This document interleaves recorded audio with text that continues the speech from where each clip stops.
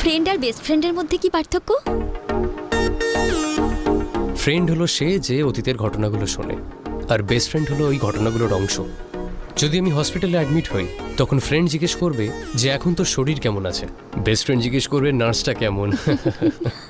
অভি, আজ তুমি খুব মুডে আছো। এটা তো বিয়ারের কেরামতি। বন্ধুত্ব আর ভালোবাসায় কি তফাৎ? সত্যিকারের বন্ধু সেই হয় যে সবসময় পাশে থাকে, কিন্তু যাকে ছাড়া বেঁচে থাকা যায় না সেই হলো আমাদের ভালোবাসা। যে তোমায় ভালোবাসবে তার কাছে তুমি কি এক্সপেক্ট করবে? কান্না। কি বললে? কান্না।